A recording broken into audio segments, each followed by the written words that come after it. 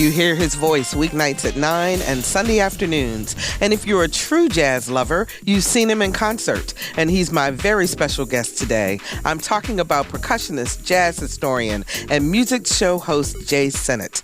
For the next hour, we'll talk with Jae about his life, his culinary skills, his love of music, his fight to keep jazz alive, and his brand new CD, Still Standing. I'm Barbara Ham Lee, an intimate conversation with WHRV-FM's very own Jae Sinnett, right after this news from NPR.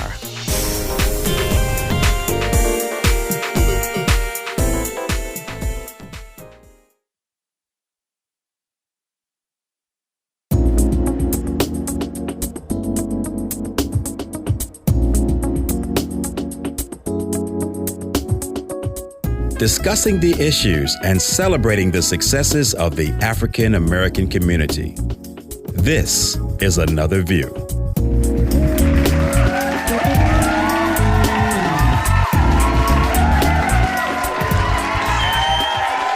And good afternoon, everyone. Welcome to Another View. I'm Barbara Ham Lee. A very special thank you this afternoon to the members of the Martin Luther King Leadership Steering Committee for inviting me to serve as moderator for the Portsmouth Mayoral and City Council Candidate Forum this past Tuesday. It was a very enlightening discussion, and I encourage everyone to pay attention to this year's election. Study what the candidates have to say. Make up your own mind, and then please vote. That is the key. Your voice really does count. And I also want to let you know right off the bat that Superintendent Dr. Samuel King, Superintendent of Norfolk Public Schools, is holding two public forums. He wants to hear from the public about what you think about Norfolk Public Schools and how we all can work together to create a path of success for Norfolk Public Schools. The first forum is this coming Tuesday, August the 28th at 6 p.m. at Norview High School on Chesapeake Boulevard, 6501 Chesapeake Boulevard. It's at 6 o'clock. It's open to the public. So if you care about Norfolk Public Schools, come on out, talk to Dr. King, let him know what's on your mind. Now, today's show, we're going to have a great time. Had a wonderful evening last night at Havana Nights. Got a chance to hang out with my very dear friends from Baltimore, Portia and Matt Gray, and the three of us spent some time listening to my guest today, Mr. Jae Sinnett. Jae and his trio were at Havana Nights last night and had a wonderful concert, and today we're just going to get to know the man behind the microphone. And we're going to be there tonight and tomorrow, too, Barbara. Yes, you are. Yeah. And so we want to talk with Jae today. We're going to talk about Jae, who he is as a person, about his music, about his culinary skills. He may even tell us about being single. Who knows? We'll see. No way. How you doing, Jae? I'm doing great, Barbara. Thanks for having me. Oh, I'm glad to have you here on the show. Now, you do have a new CD that's out. It's called Still Standing. And we got to hear some cuts from that last night. We're going to listen to some of it today during the show. But I have to ask you a question off the bat, because I've noticed this a couple of times now when I've gone to concerts where I've seen you perform, and you're playing the drums and you got your eyes closed and you'll go, what's going on in your mind when you do that? I'm trying to think about it. It's funny you say that, because a lot of times after we do a concert, or a performance, I'm hoarse. It's like my throat is a little raw, and and I really notice it particularly the next morning. And I think that happens because playing drums is very physical. It's a physical instrument. I play drums for various reasons. I play drums because I love the instrument, but I also, one of the reasons why I play drums, it's because it's more of an exercise tool for me. So I'll practice a lot for my cardiovascular, for my muscle, tension exercises and things like that. Not just for coming up with ideas and using my brain to create different kind of things, but it's also an exercise tool. So, I'm in my mid-50s now. It's a very physical instrument to play. So you have to keep in shape to play them. But it's kind of like when you're working out in the gym and you're lifting weights. You're lifting that weight and you grunt a little bit, Playing drums is kind of like that. There are times when you exert yourself, but then there are times too when the emotional part of the music reaches you. You know, it's like you. You know, I grew up in a black church up in Pittsburgh area, Pennsylvania, and we would sing and that choir would be just blasting, man, and you would hear people, It's kind of the same call and response kind of concept, you know, in the music. When the music is playing, when we're playing that music, something reaches me, it feels good, or it's acknowledgement. It's a sharing of emotional. It's a type of emotional communication, you know, with the other musicians, or even just with the spirituality of the process. And so I can tell when I've had a good gig how hoarse I am the next morning from doing that. So that's now, what do you realize it when you're playing, or what's kind of going through your head as you're playing, or are you just really enveloped in the music and so you're not really thinking? Well, you know, what's really interesting, when I'm in a studio, I'm more cognizant of it, you know, because you don't want a lot of that. Even though, you know, a lot of people can listen to CDs and they can hear the musicians grunting, like Oscar Peterson. Keith Jarrett is probably the worst I've heard. If he wasn't such a brilliant, amazing piano player, his grunting and groaning at the piano, that stuff would drive me crazy. But he's playing so much piano, I just can't ignore it. But but it also offers a form of continuity when you're playing too. You know, you're playing, and a lot of times I catch myself humming. It may not be in key. It may not be. It may not be rhythmically compatible to what I'm playing. But it's this form of continuity. But the only time I'm really thinking about it, you know, consciously, is when I'm in the studio. Because, I mean, if you listen closely to some of my records, or even on this new record, Still Standing, you can hear Alan, the pianist, grunting on some of the things, and maybe me in a couple little spots. But that's what it is. That's what it's about. You know? Now, on the album itself, as I took out the CD off the little jacket here, you wrote this. You said, "For me, this music represents the soul and vitality of a seasoned life. When your history becomes longer than your future, you gain a new perspective of the significance of living through the plethora of things that help to shape and define your being. At that point, be proud to say, I'm still standing." What's this album all about? Well, first of all, I'm grateful I'm still standing. You know, there's no guarantees out there. But I think, you know, I look back on my life, and probably quite possibly this is my last jazz CD, you know. Really? Yeah. Why? I mean, there are other things I want to do. I mean, I don't record to make money, you know. I mean, I would like to see what I put into it, you know, just a return on. I mean, I can just recoup my expenses on it, but I don't record to make money, because you're not going to make money on a jazz CD. I record mainly to document my work, and I've written a few hundred compositions, and I've done that now. You know, I've documented my work. I don't have anything else to prove. I just want to make good music. And so this period in my life with my music, it's like it's kind of a retrospective of everything I went through, and it's like it's a culmination of sorts of emotional experiences that I've had growing up, playing music, being involved in artistic ventures. And it's like being in radio now for 23 years, almost 24 years. It's like I hear so much music, not just because I want to, but because I have to, one, for my job, but also music has been so deeply connected to me, so deeply personal, that I notice people don't listen to music the way we did growing up, man. I mean, people don't buy music today. That's true. People don't. To me, music is, I can't imagine my life without music, and what that, it's so deeply personal to me. It's like it travels. I travel with music. I can just close my eyes and just let music, the whole experience of it. Today, you know, like iTunes, for example, they give you the 30-second soundbite of a song, and people make a decision on the quality of the music on that 30-second soundbite. That's crazy. You will never get the complete story of the music by that. And so what I wanted to do with this record, I wanted to go back and play melodies, write melodies that I think people can remember a week down the road, to have an emotional experience, put this emotional context back in the music, because I hear so much of the music today played from the head, And not from the heart. Not from the heart. So you hear all this hip intellectualized rhythms, all these rhythms, this sophisticated harmonic structures, these melodic structures that no one can hum. I'm talking jazz now, and too much of the music, in my view, my personal opinion, has become that way.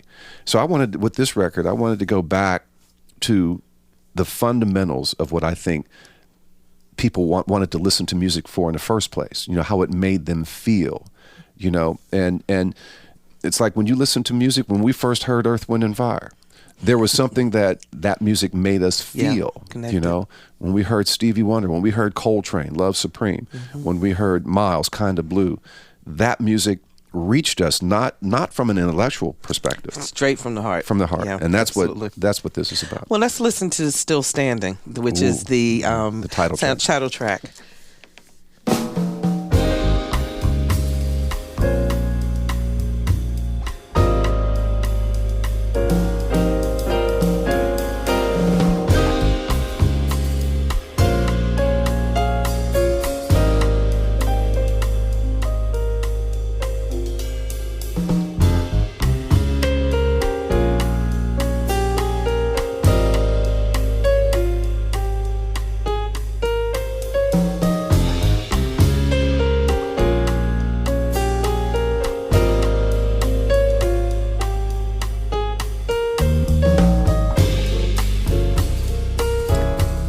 That is just beautiful. And you hear the piano.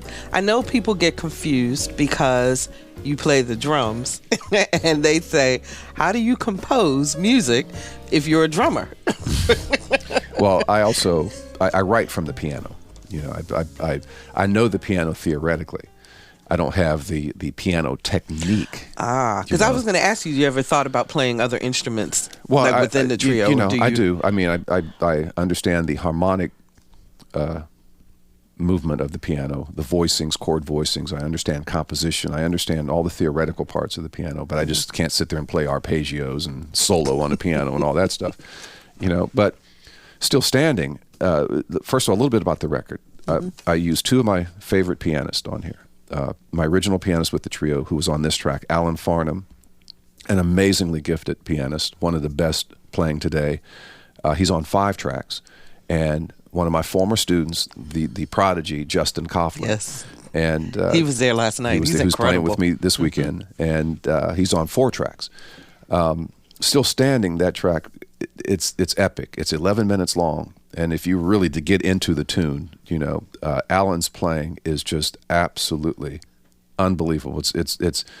He asked me somebody asked me what I thought about that performance, and I said it's quite possibly the best recorded trio performance. That song that on any of my records. It's just amazing. His piano playing on there is just magnificent. So his interpretation of what you write, I mean, how much of it is his interpretation versus the notes that you put down as you're composing the song? I respect these musicians so much. I respect their ability. I respect their level of interpretation. I respect what they bring to the table. And the way I write, I write a song. Like I'll have melody, I'll have harmony, I'll have form. Okay, this is the song. Now, I purposely leave room for these guys to inject something in. Now, Alan will play something and he'll say, how about this voicing here on this particular chord? What do you think of that? And I can say, okay, that sounds good, because he's obviously more of a piano player than I am. I just give the basic foundation. You give the foundation. But I understand his voicings and what he's talking about, but it's because he's obviously a piano player. I listen to him, and he might come up with a different way to structure a chord or something like that that gives the song a different kind of texture. Although it's the same chord that I had written, it's just voiced in a different way. And that's one of the beauties about jazz. You can play the same chord a gazillion different ways, But it's funny because I always give them room. I think that a lot of people may have the misconception that jazz is always improvised and you don't write music. That's a myth. Or the other myth was jazz musicians can't read music. Yeah. Or if you're a drummer, you can't read and write music. Those are myths. And these are serious musicians. I'm a serious musician. just like in any other genre of music. We do what we do. You have to study. It's like training for the Olympics. To be good, you have to really put in that time. And a big part of my practicing growing up, studying, was listening, because listening gives you ideas. And we don't really completely understand how we're able and why we're able, or how much we're able to retain when we're listening, because a lot of this comes out later on. A lot of times I found myself playing things and I'm like, wow, where am I getting this from? And then it dawns on me, yeah, man, I remember hearing something close to this about 2 years ago when I was listening to so-and-so.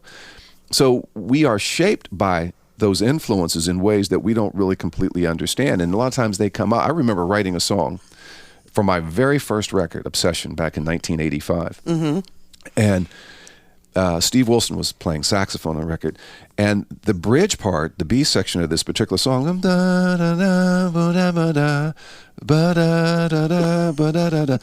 all of a sudden I'm playing drums, sitting there thinking, where have I heard that where before? have I heard that before? And I wrote it, Come to find out, it was like Suicide is Painless. Do you know what that is? That's a great trivia question. Oh, wow. Do you know what that's from? Where is that from? Do you know what that Suicide is Painless, the theme for?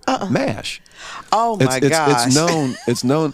So I wrote that little section of MASH in there because it was like got into my subconscious, and I didn't realize it until we started playing it. And Steve said the same. He stopped playing. He says, man, why does this sound so familiar to me? And I'm like, you're right, Steve. It sounds familiar to me, too. And then we figured out it was from MASH, Wow. And so you have to be careful with little things like that. But that's why listening, I always tell my students, listen to as much music as you can possibly can, because let that be an active part of your development, because it gives you ideas. And a tree has to have roots.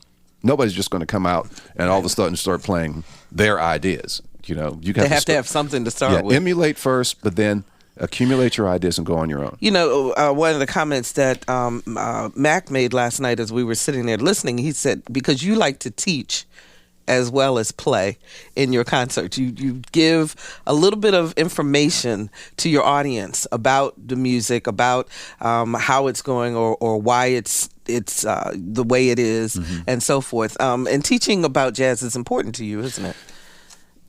Yeah, it is, but it's also important. See, I believe, Barbara, more people would like jazz if they understood it. I think a lot of people are intimidated by the music because it's the only music that's played the way it is. I mean, when you really think about it. Plus, jazz was the first music to use a drum set. Really? Now that I didn't know. So when you think about that little bit of, kind of silly trivia, it's not really silly, but all other music, rock and roll, everything that featured drum set playing, that came out of jazz. Yeah. So you got to look at it in the context of the history. And when I say jazz is the only music played the way it is, it's the only music played with this much collective improvisation. It's the only music that's swung. Now, you have a rock shuffle, which is kind of swung, but it doesn't count. You have that jazz swing. So it's the only music that's really defined by that swinging eighth note. Now, there is something called jazz fusion, which is basically, some call it jazz rock because it's played with straight eighth notes. Jazz is played with a swinging eighth note. Now, you can play, fusion was beautiful, but it had those repetitive rock-type rhythms, very sophisticated, mind you. But so it's important to understand, a lot of times people can follow a jazz piece during the melody. But once the melody stops, and then the improvisation starts, you're lost. Yeah, that's when they get lost, and that's when they feel a little bit out of... But what it's still doing is following the form of the song. But because you don't have that melodic, melody feeding you along, guiding you along, a lot of people get lost with. So you get frustrated. Let me give the phone number, and then I want to ask you something about that very point. 440-2665 or 1-800-940-2240. Give the number out too fast. 440-2665 or 1-800-940-2240 are the numbers to call. Give us a call. Let's talk with Jay about anything you want to know about jazz. 440-2665, 1-800-940-2240. 840. Okay, I know you've been on the radio for 23 years. And I always get blasted, particularly during the fundraisers. You give out the numbers too fast. Nobody hears the number. Absolutely. Back to when we were talking about the concert, though, because I noticed something last night. And normally, when I go to a jazz concert, I believe the etiquette of a jazz concert is that when an instrumentalist has a solo, you wait for them they play their solo. There may be other instruments that are much lower in tone, and so forth, in the background. They're at the forefront. When they're done, the music kind of comes back full. That's when you clap. I know what you're asking. Yeah. Is that correct? But last night I noticed a couple of times where people, I think they got a little confused and they didn't know whether they should clap they started or not. applauding still Right. in the middle of the solo. Yeah, Exactly. I remember that. Yeah. So what is the etiquette? Because I think you're right. I think jazz, sometimes people shy away from it because they're not quite sure what to do. Well, that goes back to your initial question as to why I talk to people. A lot of times try to give them little tidbits of information. But I think etiquette, first of all, jazz is a listening music. So when you come in, it's so much more enjoyable for the band and for the other people when people listen to you. That's the first thing. We play the melody. Then once the melody starts, somebody will take the first solo, right? And after they finish their solo, that's when people applaud, and then the second solo comes in, and so that's how that works. And a lot of times people may think that the solo had ended, but this is a sign of a good musician, though. A lot of times there's kind of a natural resolution that you create in your solo, and there's dynamic textures and changes and things like that in the music, louds and softs, and so you want to make it obvious that your solo is over, and then it's a transitional period right there, going into the next soloist. So do you feel bad? Do musicians feel bad if people don't clap? Oh man, I've been on stage, and there's been like 500 people out there. I mean, just so in tune to us. I mean, listen, and we're burning, and the music feels so good, and the solo ends.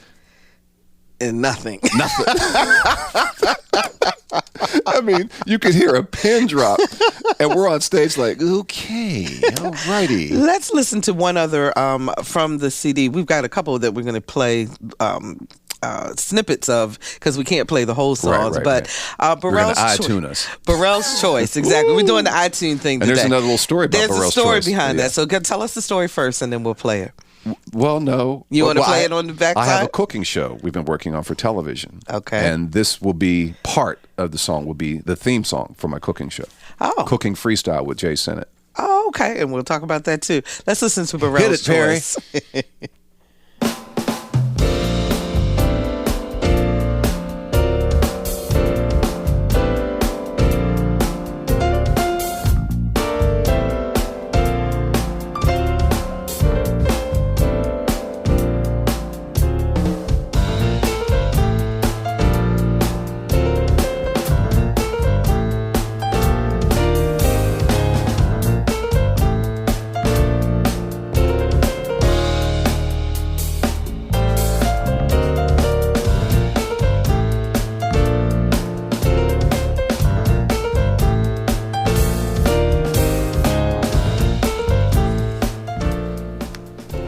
So what's the backstory? It's a great story I think it's a great story. My bass player, Terry Burrell, has been with me now for 13, 14 years. And Terry's such an amazing musician, and he's also a pretty good piano player. And I would hear Terry sitting at the piano working out things, and he would always say, man, I'm gonna come up with a song, And so I would always encourage him, Terry, write a song, man, come up with a song. He goes, oh, you wait, man, I'm gonna come up with a song. 10 years later, Terry, come up with a song, brother, please, man, write a song. I want to hear, 2 more years go by.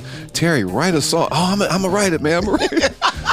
Finally, after about 13 years, he comes in, he says, I got a song, And I'm like, really? He goes, yeah. And we start playing, and I love the song. And he calls the song Long Time Waiting. We're going to hear it later on. And so I was so thrilled that he finally wrote the group a song that I wrote him a song called this one here, Burrell's Choice. So that's the story behind this. Great story. 440-2665 or 1-800-940-2240. If you're just joining us, we're talking with Jae Sinnett, jazz musician and host of Sinnett in Session, heard weeknights at 9 p.m. and Sundays from 1 until 5 right here on WHRV-FM. Let's go to Kate in Virginia Beach. Hi, Kate. You're on the air. Hello. Hi. I just wanted to say that I have been a jazz aficionado for a lot of years, and I'm a huge Jae Sinnett fan for a number of reasons. He plays all kinds of things, but what I really like about Jay's music is that it's pure jazz, and he doesn't get into some of the I'll use the phrase, easy listening and crazy stuff that is watered down. He's the real deal, and I've seen him in person. He's just incredible. But Jay, my question is this. On your most recent album, which is incredible, by the way. Thank you. It's true. It's a true piece of art. Thank you. You have one of my all-time favorite standards, which is All the Things You Are. I just love that song. Always have. My question is, how do you, with all of your just awesome recordings that you make and your original compositions, how do you choose your standards? That's a good question. I mean, I think, well, first of all the things you are, I can't remember the name of the Broadway play, but it tanked. That Broadway, the play did. Oh, okay. Yeah. And to me, that was the best thing that came out of that production. I'm sorry, I can't remember the name of that play now. Hammerstein piece wrote it, Oscar. I listen. The first thing that intrigues me, that would intrigue me about the standard, is the melody. You know, I have to like the melody and the way the song moves. A lot of times it could be something rhythmic in the melodic structure, but mainly it's the melodic movement of the melody. And I love the melody on All the Things You Are. But what we did, we completely reharmonized. In other words, but when I decide to do a standard, I want to make them our way. I want to put our stamp on these standards. And what I decided to do, we did a complete reharmonization. And what that means, we kept the melody intact, but you don't necessarily have to use the same chord structures to support the melody that the composer used. So we use substitute chords to play to support the melody, which gives it a different kind of texture, particularly if you're familiar with the song. Plus, I changed the meter of the song. The song was written in 4/4 time. We played in 5/4. So mathematically speaking, you're going to have to alter the melody in terms of duration of specific notes to match the 5 beats in the measure. So, so every time you select to play or decide to play a standard, you put your own twist Definitely. on it. That's we either the bottom line. change the harmony or do something different with the rhythm. Vince joins us from Chesapeake. Hi, Vince. You're on the air. Yes. Thanks, Barbara. Hey, Jay. Mr. Carpenter? Hey, how's it going? All right, brother. How you doing, man? I'm breathing fresh air. I was coming in last night from Richmond, and I heard your song on another station in Hampton. And it reminded me of 5 years ago when I was woke up in Long Beach. I was in Los Angeles, and I heard your song played on KLON. How do you feel when your songs are played around the country? And the artists, the announcers give you the positive feedback because that one you had a couple of years ago, that should have won a Grammy. Well, you know, it's funny that I think Vince you're talking about the Senate hearings, Vince. No. The one that had palpitations on it. The Senate hearings, Yeah. right? Yeah. It's funny that Okay. Vince brings that up, though, because when I was in North Carolina, I also heard a station there because we know you. You know, it is really cool to be away from Hampton Roads and hear people talk But about it's interesting that Vince brought up California, Los Angeles, and I'll tell you why. Vince, you're going to appreciate this story, man. And this is you know, the honest to goodness true story. I had to go out to Los Angeles, Ingleside actually. There was a convention out there. This is when I put out my Obsession record, and that was back in 1980. The record came out in 86. I checked into my hotel room. And, you know, the radios back then in the day, they were on the TV, on the bottom of the TV, right? So I hung my clothes up, unpacked my bags, and you know, I know that if you're going to find jazz, anytime, just go to the left of the radio dial. That's where you're going to find some jazz. And I turned on that radio and that TV, and I was scrolling down to the left, and there was the jazz station in L.A. playing a track from Obsession. And that was the first time I had ever heard my music played outside on the radio outside of Hampton Roads. Wow. And it was to say what it felt like in Los Angeles, to hear my music played out there, it was stunning, Vince. Vince, to answer your question, thanks so much for calling. We appreciate it. Thank you. You guys keep up the good work. Thank you. Take care. Daniel joins us from Hampton. Hi, Daniel. Hey, Mr. Sinnett. I'm one of your fans. My other one. Thank you, Daniel. Yeah. I wonder, looking at the history of jazz, because I thought jazz used to be considered wild and dangerous, associated with cannabis, and jazz. Yeah, and like I can think of a lot of other things associated with cannabis. Jazz might have been one of them, but go ahead. I'm sorry, man. Well, not that there's anything wrong with that, but serious. But and I like when I hear jazz, I like hearing some the singer or somebody yelling something out, or something, impromptu. That call and response. Call and response. Well, or even the piano players sitting there, all right, or Thelonious Monk or whoever used to do that. Just somebody in the band yelling something like a cry of ecstasy. Right. That's what we were talking about earlier. Mm-hmm. Oh, okay. Sorry, I didn't catch that part. But when you look at that cannabis, man. No. What's your question, Daniel? Well, I'm wondering how did the jazz image evolve towards this kind of sophistication that it now has worldwide, from the danger like punk rock used to be considered dangerous before Green Day or whatever, and towards. But I'm not comparing Green Day with your music, because I believe. No, I understand what you're saying. Yeah. You know what I think? Now, this is just my opinion. This is just my opinion. I think that when bop started back in the late 30s, coming into the 40s, with Charlie Parker, Dizzy Gillespie, Thelonious Monk, jazz was pretty much a dance music up to that point. But what I think they wanted, now this is just my opinion here, Barbara. I mean, I believe, the rhythm of the music changed, became more syncopated, the solos became more sophisticated and longer. Now jazz was becoming a listening music. I think, as opposed to a dancing music. As opposed to a dance music. But what I think a lot of these musicians saw the white audiences going to the theaters, the concert halls, sitting and listening to these orchestras play. I think a lot of them wanted the same kind of listening environment for their music as well. And I think bop, there were a lot of jazz artists that didn't like bop. Louis Armstrong was one for one. But on the other hand, Coleman Hawkins supported it. The older generation of players. A lot of Betty Carter felt that bop destroyed jazz. But there were a lot of, I think these musicians wanted a certain level of respect. They wanted people to sit and now listen to them perform. So I think that movement, that's an additional thing that bop brought to the history of this music. It brought a listening environment to jazz. And I think that's when the music became more sophisticated and respected in terms of an art versus just purely a dance music. Dance music. We're going to take another call, and then I want to talk to you about your culinary skills, because you've got some other things going on too besides the music situation. Steve joins us from Hampton. Hi, Steve. You're on the air. Hey, enjoy your shows in the evenings. Thank you. Till the early morning. Thank you. I'm a child of the late 60s, early 70s. I mean, people like McLaughlin Weather Report, sometimes even Zappa, or Soft Machine, their drummer, Robert Wyatt. Are you familiar with him? Oh, of course. A lot of times they got into this syncopated, I guess, noise or really free form. Now, is that a jazz bass, or is that blues bass, or is it all based on the same?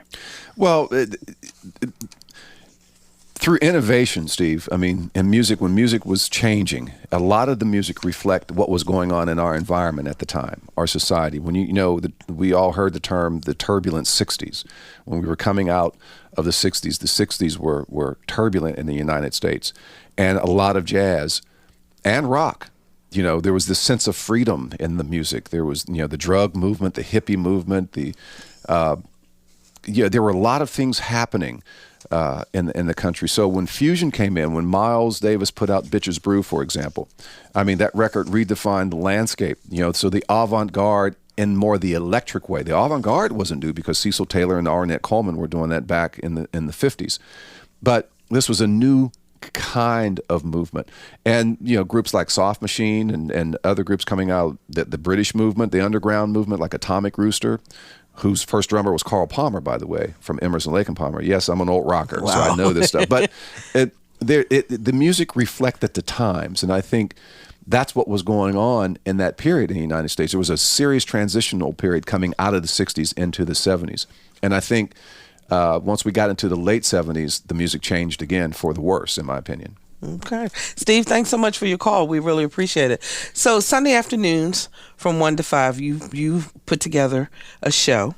And weeknights. I know, Yeah. but I'm speaking about Sunday afternoons in particular because I know that's when folks cook.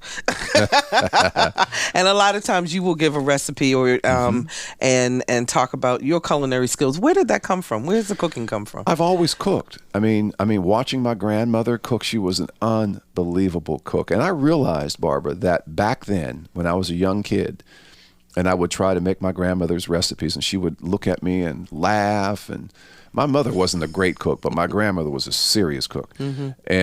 But she was a foodie. And I didn't know that term back then, obviously. And I can remember going to restaurants and eating food by trained chefs and thinking, ooh, you know. And then I would eat my grandmother's food, or I would eat somebody else's food. A foodie. I'm not, don't worry, don't send me any hate mail about chefs out there talking about that. I'm putting chefs. No, I'm not. I'm just saying that just because you're a trained chef doesn't mean that you're going to put out some ridiculous, good tasting food. The bottom line with any food, Barbara, is what does it taste? How's it taste? You know? And I have chef friends who are fabulous chefs and fabulous cooks that can cook fabulous food. And then I have foodie friends that are cooking food at an unbelievable level, you know, and their ideas and coming up with their ideas. So over time, now this is the important part of answering your question. Over time, I got into food, you know, being single for the majority of my adult life. You know, either I was going to go broke eating out. How are you going to learn how to cook? Or I had to learn how to cook. But also it was a health issue for me. You know, I wanted to learn to eat more constructively in terms of how it's going to benefit my health. And I see so many, 80% approximately of our health problems in the United States are diet related. And so I wanted to learn, I studied and started learning the healthy components of how you prepare food. You know, what these certain oils bring to the food. I always use olive oils in my cooking, but I use sesame oils too, peanut oils, canola oils. You know, different kind of oil. I wanted to learn those components and what they bring to your diet in terms of the goods and the bads and the negatives. Sodium, sugars. You know, we're loaded. Our diets are loaded with these fats, sugars, and sodiums, and they're killing us, literally killing us. So I started putting together these 30-minute or less meals for myself. And it gradually progressed. And I'm an artist. Now, here's the fun part of being an artist and cooking, because I don't separate how I create my food from how I create my music. You add harmony. Like, harmony is like an ingredient. It could be the cumin. It could be the coriander seed. You know, what particular harmony I might use. Like, I might want I want to make a plum chutney, for example. So how am I going to make that? A little bit of brown sugar, some red wine vinegars over here. So how am I going to write this song? Okay, I want to write this in 5/4. What key? That's not necessarily a tonal center, or a specific key, but if I can do this is going to match this. So it's all about layering, and it's all about what works with the final product. And experimenting with spices, you start to learn. You know, you can start to taste in your head even before you know, if you do it enough. So cooking is a very artistic venture for me. You know, and that's what chefs do. Chefs get ideas from other chefs, and they put together these dishes, these fabulous dishes. But then sometimes they make things that don't work, and that's the art of it. That's the beauty of it. Who do you try a new dish out on? Your friends, or do you try it on yourself first? I have made food and I sit there and watch. Like, go ahead. Y'all can let me know what's up with this, you know. And then I watch expressions, you know. Because you can tell from that first bite. The first bite is the telltale sign of a new dish, that first bite. But a lot of times, flavors take a while to explode. You know, you can eat something and you can chew it, then you can swallow it, and you go, I think this works. You know, so it's all the artistic process with me, and healthy eating and healthy eating too. Let's talk to Gary in Virginia Beach. Hi, Gary. You're on the line. I'm Hi, Jay. This is Mr. Gary. Blair.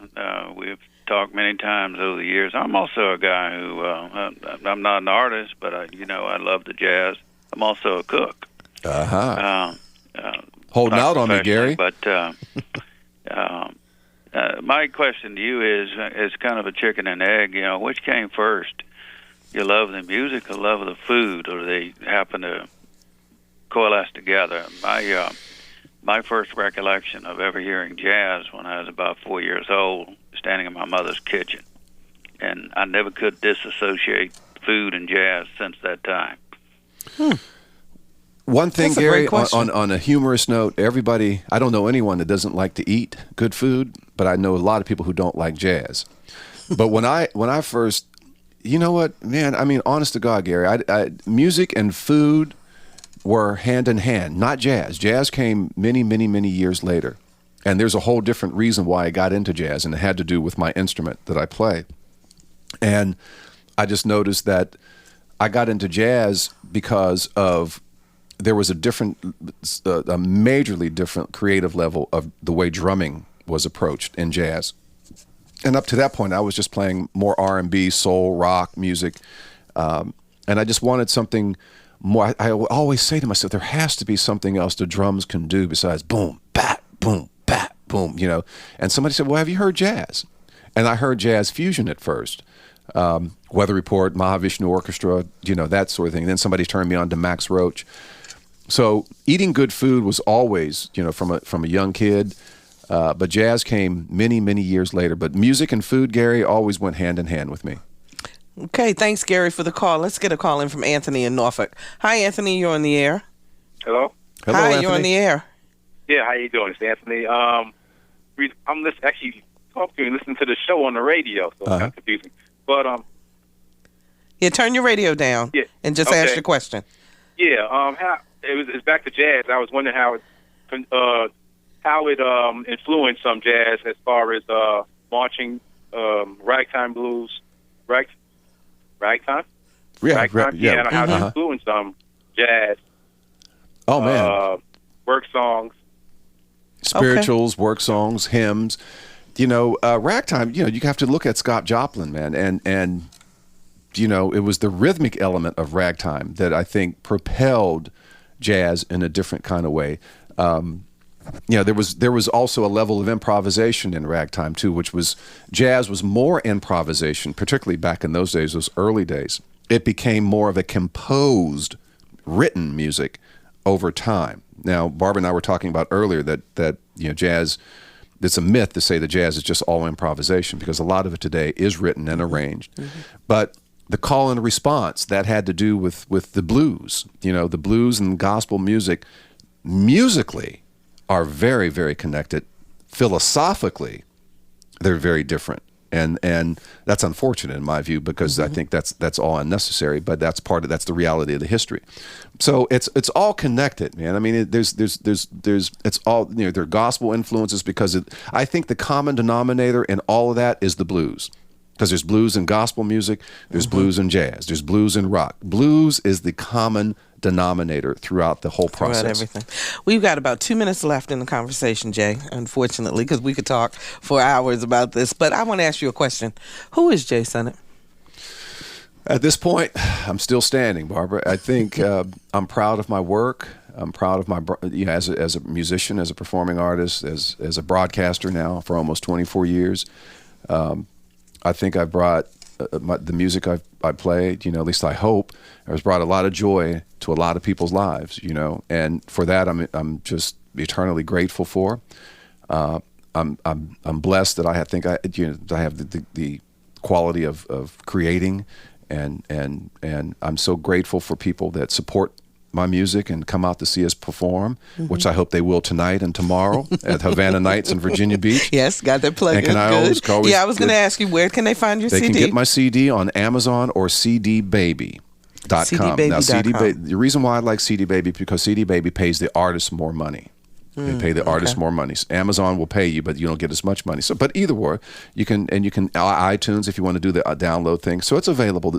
Still standing is the CD. And folks, I want to thank all of you to listen to my radio show here on Public Radio. Thank you so much.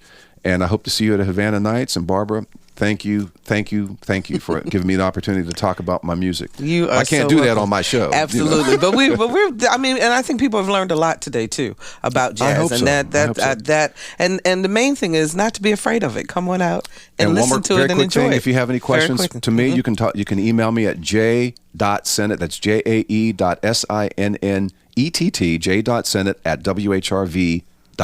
Absolutely. And when we, as we leave this conversation, we're going to listen to Long Time Waiting. Terry Burrell. Thanks so much, Thanks, Jay. Barbara. Appreciate it.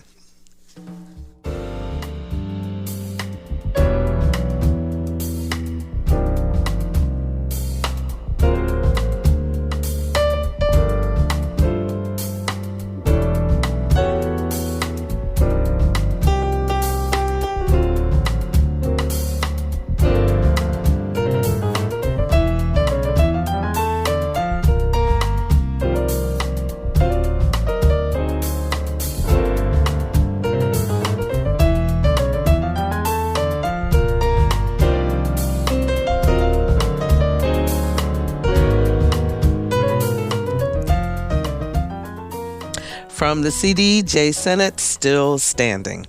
The past few weeks have been a whirlwind for 16-year-old Gabby Douglas.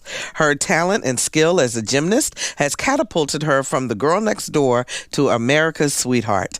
Our Lisa Godley recently had the pleasure of sitting down with Gabby and her mom, Natalie, as they took a short recess from talk shows, photo shoots, and red carpet events to spend a day with family members and friends.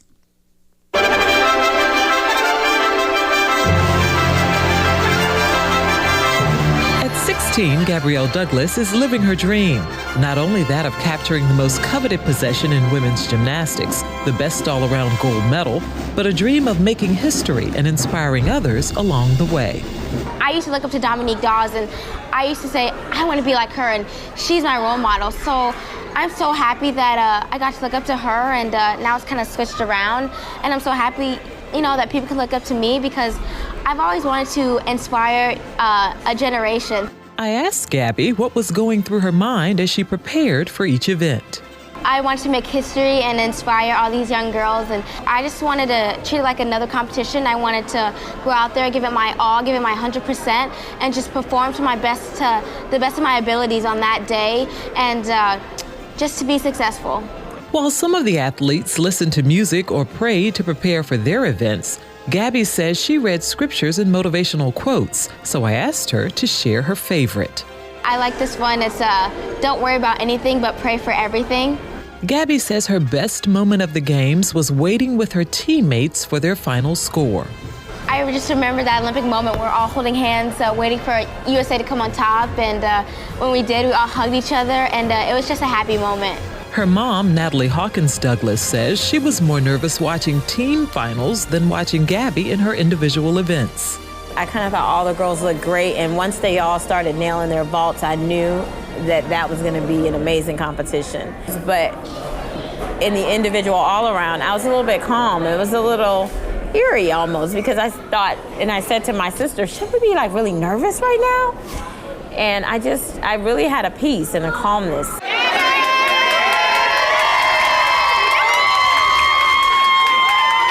Gabby describes her journey to Olympic gold this way.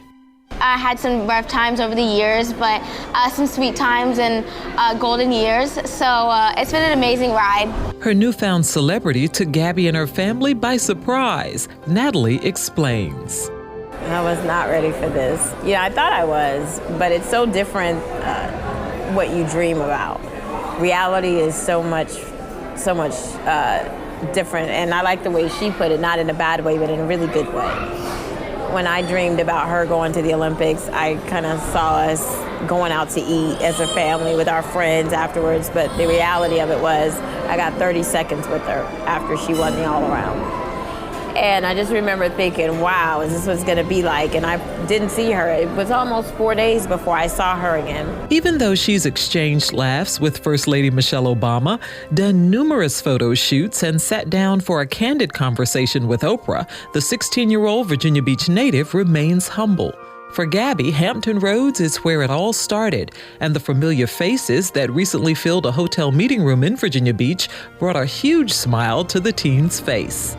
I'm so glad that all my family and friends are here, and I'm so glad that you guys watched the Olympics, stayed up night, or woke up early to watch it. And man, this is just amazing. This is so fantastic, and you guys are behind me, supporting me, and thank you so much for all your love, support, and prayers. And oh my gosh, it's touching my heart so much.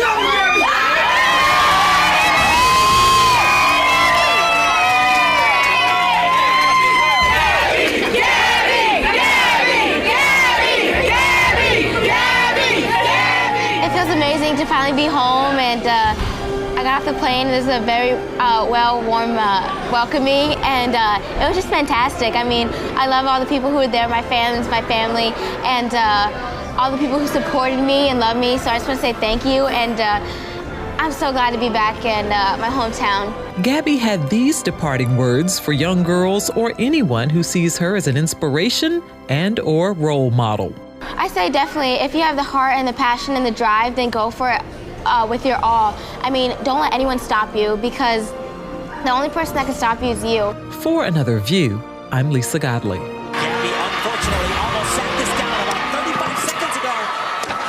Not there. Such talent from right here in Hampton Roads. It's fantastic. Time now for things to view and do in Hampton Roads. You will be my Saturday love. Townport Park comes alive with the sounds of salsa at the Latino Music Festival tomorrow, Saturday, August 25th from 5 until 10 in downtown Norfolk, featuring the Susie Hansen Salsa Band as the headliner. Food, fashion, and lots of dancing is in store, and it's free and open to the public. Call 441-2345 for details. Congressman Bobby Scott will host a town hall meeting on Medicare and budget issues this coming Monday, August 27th from 6:30 until 8 at an Achievable Dream Middle and High School, Marshall Avenue, Newport News. The town hall is open to the public, but seating is limited, so get there early. The Urban League of Hampton Roads is offering free computer classes also on Monday, August 27th from 9:30 until 5 at the Y.H. Thomas Community Center, Thomas Street in Hampton. The lessons are free. To reserve your seat, call 627-0864. Small business owners, listen up. 7 Cities in 7 Months hosts a Hampton Roads Business Development Seminar on Wednesday, August 29th from 4 until 6 at the Comfort Suites, Plummer Boulevard in Suffolk. This workshop is designed for people who want to grow an existing business or need financing to start a business. Admission is free. Call 575-1863 for more information. The Norfolk FBI hosts a free seminar on parental awareness Thursday, August 30th from 6 until 9 at Tidewater Community College in Portsmouth. Parents, you will learn to protect your child from online predators, cyberbullying, and gangs. It's free. Call 455-3161 to find out more. These and other events are on our website, anotherviewradio.org. Become a subscriber and get a weekly e-newsletter with information about upcoming Another View programs. Next week on the show, how television was instrumental in the fight for civil rights. It'll be an interesting history level that you absolutely will not want to miss. For producer Lisa Godley, audio engineer Perry Smith, Morgan Chase, who answered our phones today, I'm Barbara Ham Lee. Have a fabulous weekend, and let's get together next Friday at noon for Another View.